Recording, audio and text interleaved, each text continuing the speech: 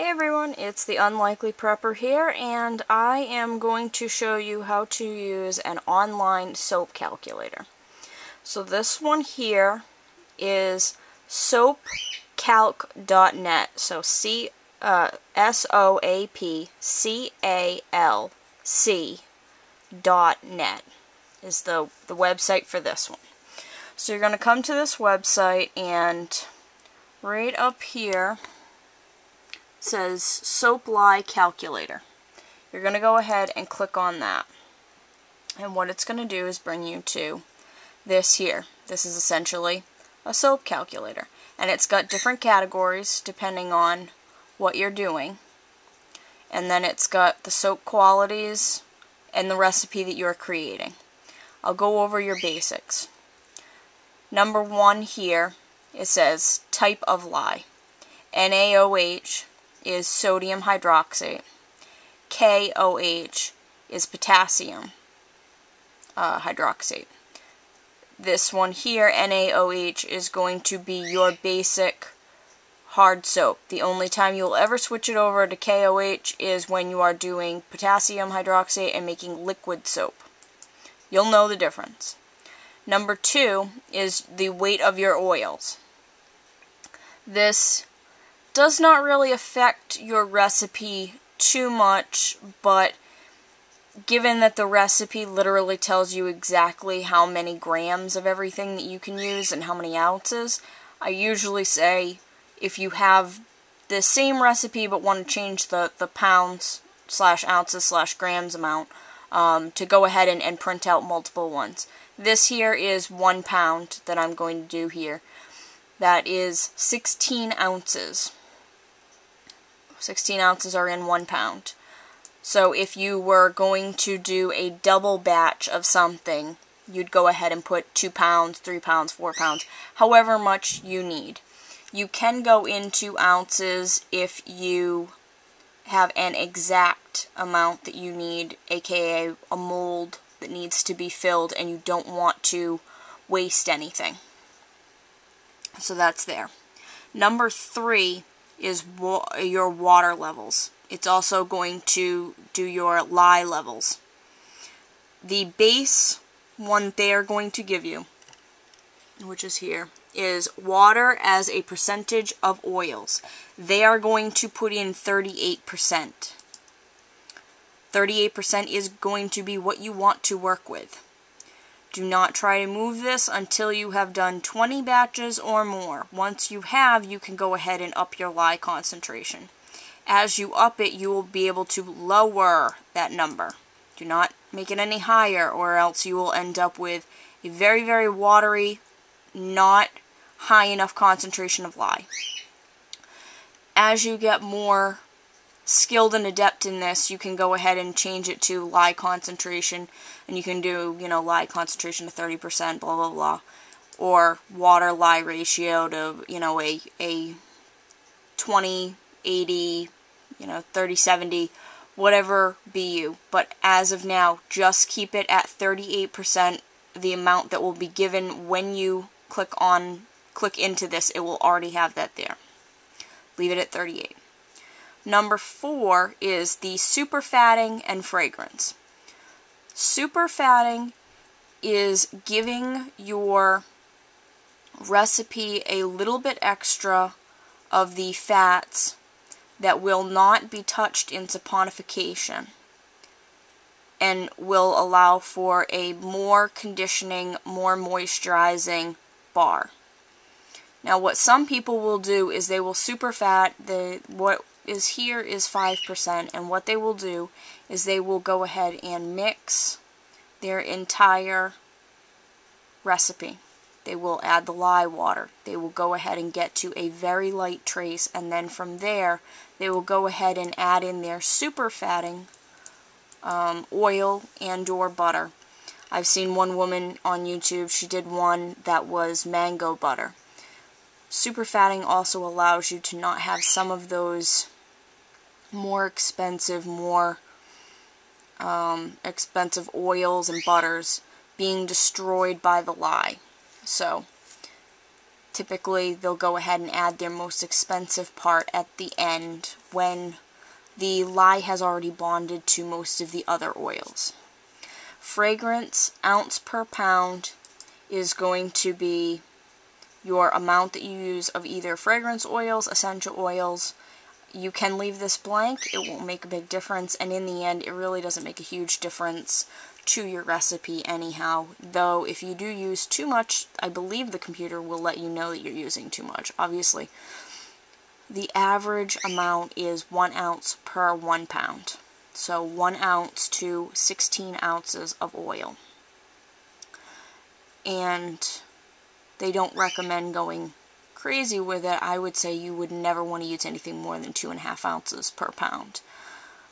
I know some people go nuts with their essential oils, but it kind of thins it out. It does create a little bit more of a scent, but overall it doesn't make for a nice solid bar. So those are 1 through 4, just your basics. I'm going to leave most of that blank as far as fragrance because that's not what we need to worry about. And the amount is if you were to say that you plan on doing, for this recipe, 1.5 ounces. Rather than saying that it's an ounce to pound ratio. So number 5 here is your soap qualities and your fatty acids, and then alongside it right here is going to be all of your oils, fats, tallows, everything along those lines. Now each time you click on one of these, it is going to change the numbers in these boxes. It will tell you about it before you click it over to your soap recipe. So, for example, it will tell you in a number ratio what each of these are for the one that I've clicked on, which is almond butter. And it's telling us that there's a hardness level, a cleansing level. Obviously, a lot of them are self-explanatory. The higher the number, the harder the bar is. The higher the number, the more cleansing the bar is. The higher the number, the more conditioning this is. Bubbly, creamy, and so on. Now, iodine, the lower the number, the higher, the harder the bar is. The harder the bar is, though, the less conditioning the bar will be. A number higher than 70 on that iodine, which is, the 70 is that number right there, it's going to create a soft bar. Essentially what they're referring to is the number of grams of iodine that will react to the double bonds in 100 grams of fat or oil. Sounds confusing, but I find as long as you stay within the numbers, and I will show you in a minute what a soap recipe ends up looking like, they actually will give you a ratio to stay between, and they will tell you if you stayed between that ratio. And I will explain these here after. Everything from lauric to the linoleic. Those I'll go over after. So here is going to be your master list of all of the different types of things that are out there. You know, they've got everything from almond butter. Beeswax doesn't typically factor in too much. It does harden the bar, though. Everything from castor oil all the way down, and you got lucky because they just added a bunch of new things on as their list has been expanding, and many of the things that they added on, if I can get over to it, is tallows from bear, beef, deer, goat, and sheep. Now you notice pig is not on that list. Well, pig is up here listed under lard, pig tallow. That's why it's not with the rest of the tallow, but it is listed. But they have a lot of other really high-end ones as well, like watermelon seed oil. But they do have things as basic as the Walmart GV brand, the Great Value shortening. Now you can use Crisco. You can use some of those things. I don't particularly like how it feels on my skin, but you can use it. But then they've got all kinds of different things here for jojoba oil, which is actually a liquid wax. It's not an oil. Grapeseed oil. They've got emu oil, very expensive, to coffee bean oils, coconut oil. There are multiple types of coconut oil. There is the fractionated, which means that it is thin and liquid at room temperature.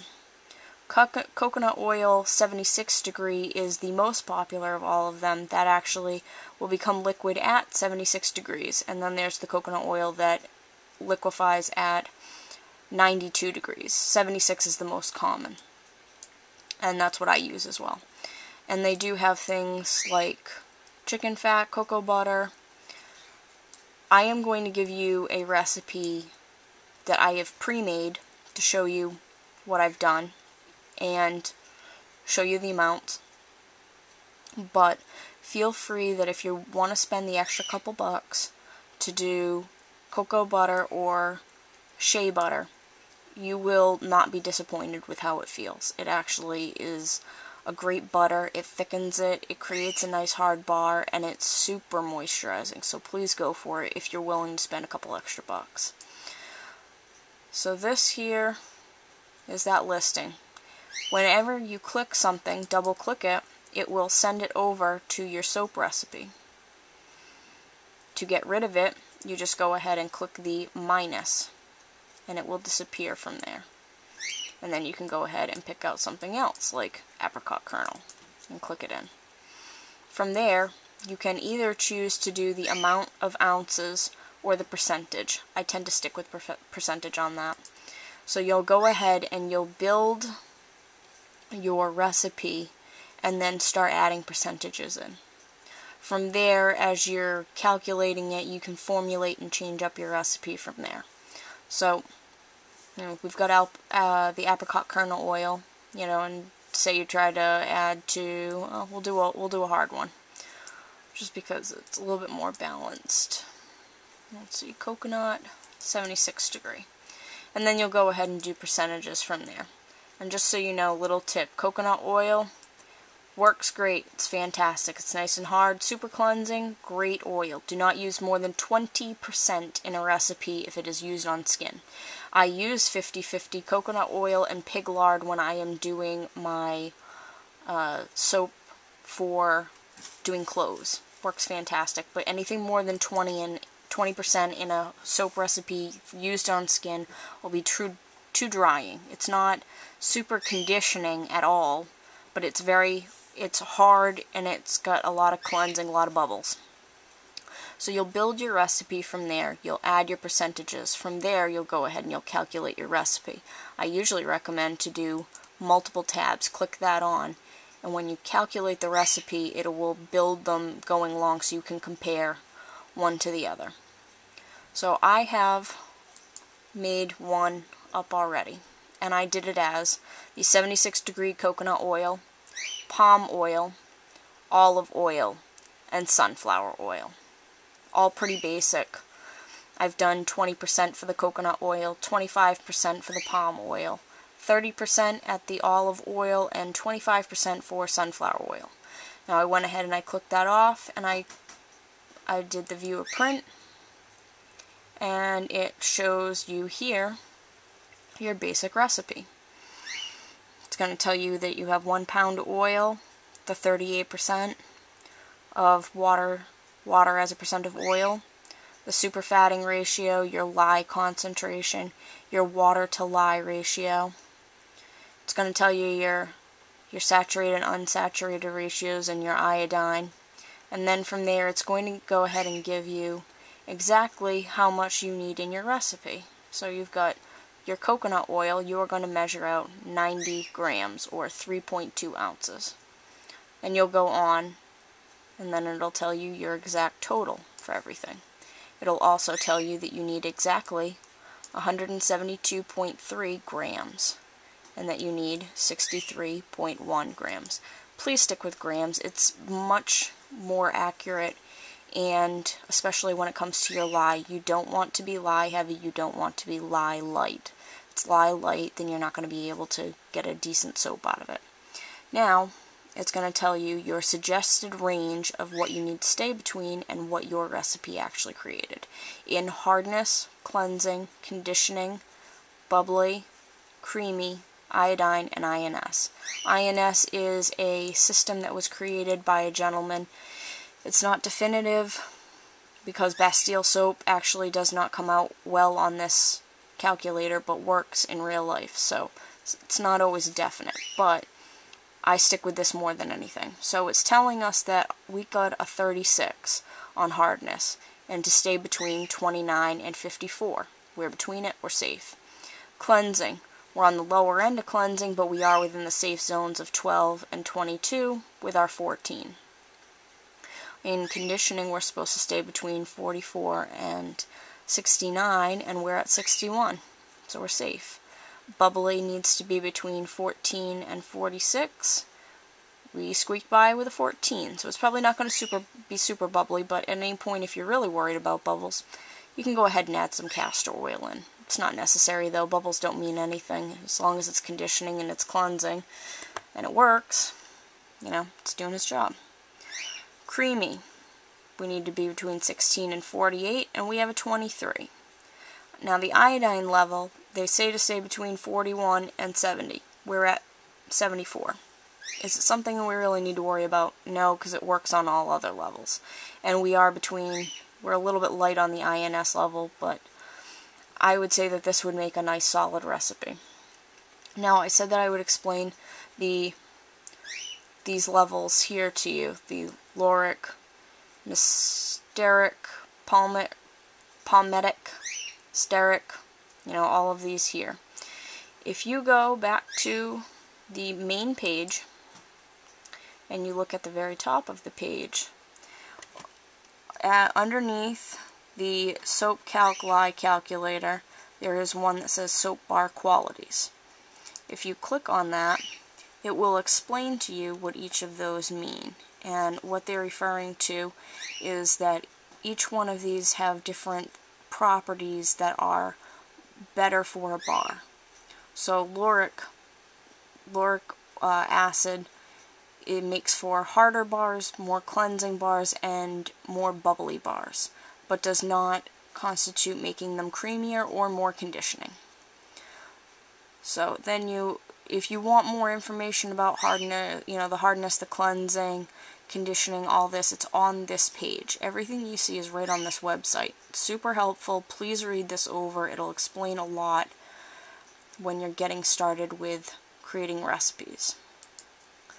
So this is what you're seeing, and then this below here, once you print that recipe out, it's got an area where you can go ahead and write down whatever you need to write down to give you tips and tricks. You know, this base recipe tends to be really slow to go to trace, you can go ahead and write that in so that you remember the next time that it was a real slow to trace recipe, or that it was too fast to trace, or anything else about it. In this area, I go ahead and I add, there is something that is not on this list, but that I use in my recipes, which is sodium lactate, and it tends to, it hardens the bars quicker in molding so that I can unmold them faster. Doesn't affect it in any other way, but I love working with it. So I go ahead and I put the percentage and the amount from my recipe in, so I don't have to keep looking back on how much I need to add to it. Also, you'll notice that on that list on SoapCalc that there is no essential oils. Essential oils are not an oil per se as much as they are a fragrance. So I recommend that if you decide you want to use them, go light in the beginning and then work up to it. Research. There's a lot of soap making recipes that'll tell you the maximum that you want to use for each oil, essential oil, before you go nuts with them. And you'll also notice that they didn't add any herbs in here. As long as you stay, I usually say with under a ½ teaspoon for each pound of oils that you have, you should be fine. But please do think about using essential oils and herbs, because they can actually be really beneficial to those that are using it. They have a lot of fantastic things to them, and while you're at it, you might want to invest in a book about essential oils, because it'll tell you more about what each of them will do. And there are some that are very antimicrobial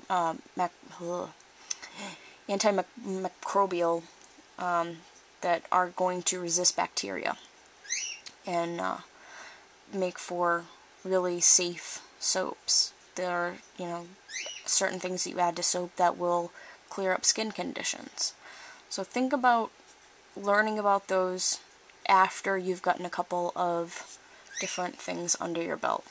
So I hope this explains SoapCalc a little bit better. I will have this linked to this video explaining the do's and don'ts, and like I was saying before about having the tallow and everything on here, if you take a look, each time you click on one of these, it'll change these numbers. And I have found beef tallow to be the most cleansing and conditioning of all of them. But the next best, I believe, is sheep. It's really high up there as well. Now, if you take a look at, I believe it's deer, you'll see that there's hardly any cleansing to it, which means it's not going to be for a very clean bar. And if you look up at lard, you'll see that the same thing. Cleansing is very low. But for some reason, beef tends to be nice and high, as well as sheep. I think bear is a little bit more. Goat's okay too. Actually, goat looks like it's higher than... It is. Goat is higher than sheep. So, those are the ones you're going to want to stick with. Beef, goat, sheep. Good luck getting a bear. Just kidding. Just kidding. But I hope that that's helped you out, and if you have any questions about how this works, please let me know, and I will either reply or I will do another video explaining just what you need so that I can better your information of this. And I hope that I haven't bored you to death at 22 minutes, but it's kind of necessary to know this stuff. Like I said, it's better to go ahead and make out a couple different recipes for your before your, while you're learning and everything, and then do a couple different videos a couple different recipes of things that you might have on hand when times do get tough and you can't just go to the store and buy yourself some coconut oil. What are you going to be able to work with? So start going through that list and find out what's local to you, what can grow in your area, and go ahead and start making up those recipes to have on hand when it comes time. Alright? This is the Unlikely Prepper. See y'all later.